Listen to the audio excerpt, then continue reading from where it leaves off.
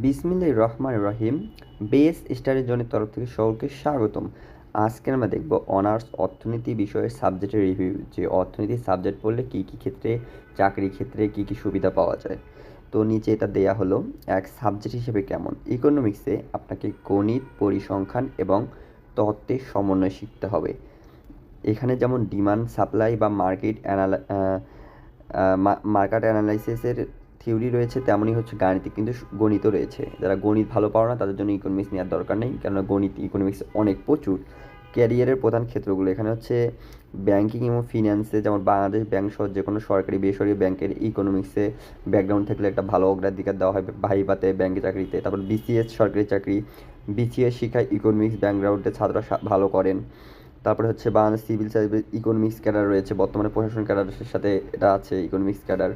তারপর গবেষণা বা উন্নয়ন কাজে, যেটা হচ্ছে বিভিন্ন ব্যাংকে, ওয়ার্ল্ড ব্যাংক, বিভিন্ন আন্তর্জাতিক সংস্থা, এগুলোতে ইকোনমিক্স স্টুডেন্ট হইলে তখন অনেক জব থাকে। তারপর হচ্ছে কর্পোরেট সেক্টরেও রয়েছে মার্কেটিংয়ের ক্ষেত্রে। তারপর শিক্ষাগত যোগ্যতা, কলেজ ইউনিভার্সিটিতে হচ্ছে ইকোনমিক্সের টিচার লাগে, মানে শিক্ষাগারাতেও তোমাদের সুযোগ। যে ভবিষ্যতে কী হওয়া যায়, ইকোনমিক্স বাজারের পরিস্থিতি বা সরকারি নীতি বিশ্লেষণ করা হয়ে যায়, ফিনান্সিয়াল অ্যানালাইসিস হওয়া যায়, ডাটা কাজ করা যায়, পলিসি মেকিংয়ের কাজ করা যায়, মানে উচ্চতর গণিত, মানে উচ্চতর হচ্ছে শিক্ষা অর্জনে বিদেশে পিএইচডি অর্জনের জন্য ইকোনমিক্স অনেক ভালো কাজে লাগে। মানে ইকোনমিক্স শিখলে তুমি বসে থাকতে পারবা না, তুমি যদি কিছু নাও করো তাও অনার্স পড়ে তুমি প্রাইভেট পড়ে খাইতে পারবা। মানে একটা ভালো সাবজেক্টের একটা ডিমান্ড। অনেকে থাকে না যেগুলো সাবজেক্টের কোনো ডিমান্ড থাকে না, কোনো জব সেক্টর থাকে না, ইকোনমিক্সে প্রচুর যে জব সেক্টর রয়েছে।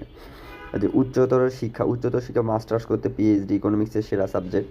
তারপর হচ্ছে কর্পোরেট আন্তর্জাতিক, এখানে উচ্চ বেতনের চাকরি, মানে ইকোনমিক্সে গেলে ব্যাংকের যারা যে কোনো সবাই হতে পারে, বা ব্যাংকের এমডি বড় বড় কর্মকর্তা ইকোনমিক্স স্টুডেন্ট ছাড়া কখনো নেয় না, ইকোনমিক্স অ্যাকাউন্টিংয়ের ছাড়া। এই যে ছোট একটি সতর্কতা, ইকোনমিক্স পড়তে হলে আপনাকে গণিত এবং পরিসংখ্যানে বেশ দক্ষ হতে হবে। যারা ম্যাথ এড়িয়ে চলেন তাদের জন্য ইকোনমিক্স সাবজেক্টটা কঠিন হতে পারে।